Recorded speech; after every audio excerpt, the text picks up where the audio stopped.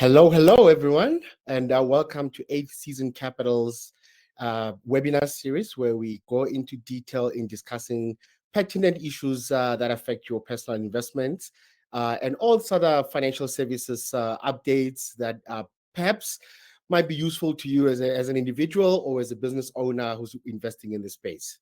So to jump right into it, today we want to talk about a new system that's really about to revolutionize the retirement savings system in South Africa.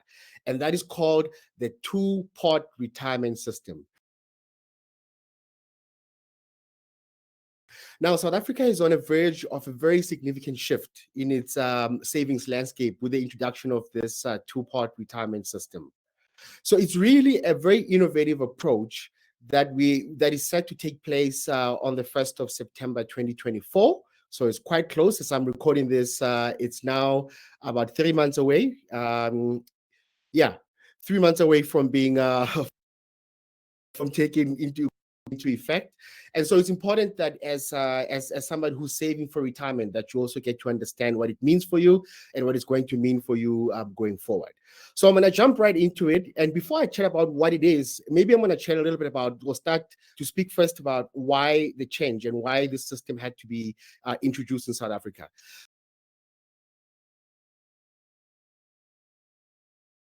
So what you're finding in South Africa is that a lot of people in South Africa only have their retirement savings as the savings. They don't have any emergency savings. They don't have a lot of investments on the side other than the forced retirement savings. So what tends to happen is that when a lot of people have come across either hardships or many other problems, they then do crazy things like, for instance, resigning from your work just so you can access the pension fund. So the first thing around financial hardships has been one of the key drivers as to why this two-pot system was needed, to actually give people a break, if I want to put it that way. So to allow people to be able to access a part of their retirement savings should they fall into financial hardships without having to necessarily do things like resign, just so they can access their retirement savings. So that's the number one issue, to give people a bit of reprieve, give people a bit of breathing space on what they or where they can go should they hit financial hardships. The second one, of course, is that the existing system tends to leave people with insufficient savings.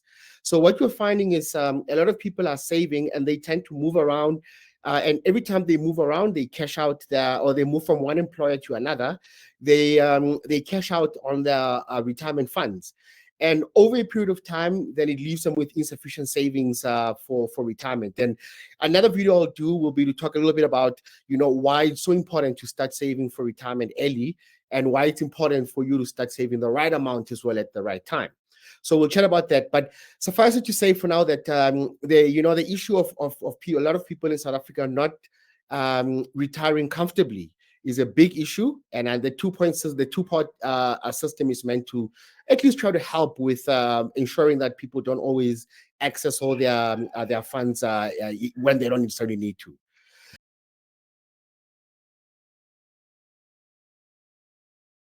So what is this two-pot retirement system? So what the two-pot retirement system does is it essentially splits your retirement contributions into two pots, if you want to, or two-pot portions.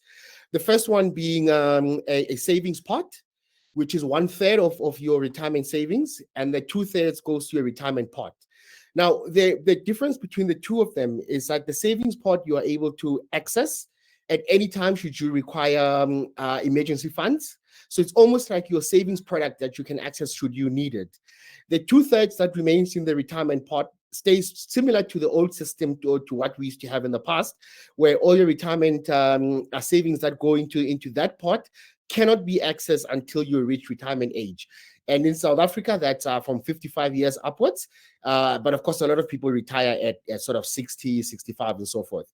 So that's when you can only access your retirement pot.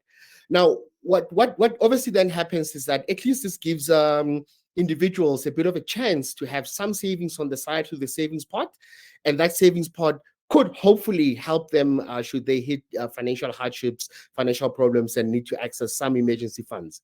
So that is the whole aim of the two-pot system. You know, there are some limitations in terms of, for instance, how much can go into the savings pot, how much the minimums you need to be to have in there before you can withdraw, and so forth and so forth. And those are more technical issues I'll get into in a minute. Benefits, and I just wanted to get into some of those benefits of the two-pot system. One of it, of course, is to balance these short-term and long-term savings needs for individuals, and I think it creates a very nice way by giving people a small amount of money for emergencies or emergency fund, as it were, as opposed to in the past where they didn't have access to this.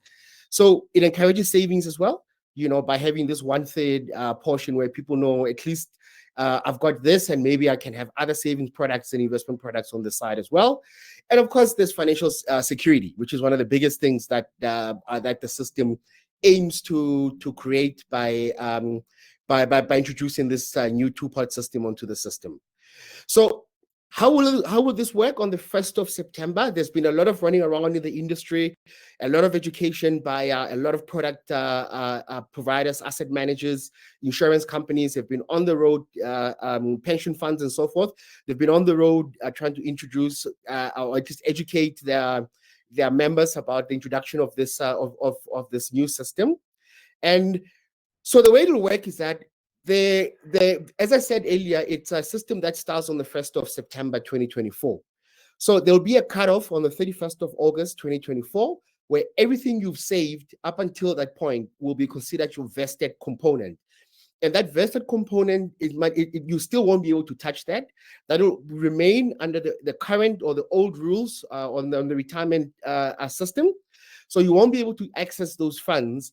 However, you will be allowed to put or transfer a once-off portion of 10% of what you have in your vested component, or the amount of money that you've saved so far in your current pension or provident fund. You'll be allowed to transfer 10% of that into your savings component. However, that is limited to 30,000 Rand. So obviously they don't want you to transfer too much of your money out and then obviously start taking it out. So there's a once-off seed capital injection, as it were, of at least 30,000 Rand or up to 30,000 Rand, and at least a minimum of 10% of what you have in your current pension or provident fund. And that will be your initial or seed capital to keep on going. Going forward, every single month your pensions get or your deductions go off. 1/3, as I said earlier, will go into the savings component, and 2/3 will go into this retirement component as well from the 1st of March. So essentially, you might, if you're already in the system working, you're going to end up with, call it 3 portions. Your old portion, that will be everything you've accumulated up until the 31st of August 2024. A 1/3, which will be the new savings portion. And then, of course, your retirement portion, which will be your savings for retirement going forward. So really clever system to sort of help individuals out there without having to drain the system, as it were, which of course would be a huge burden on the state if people don't have enough savings for retirement.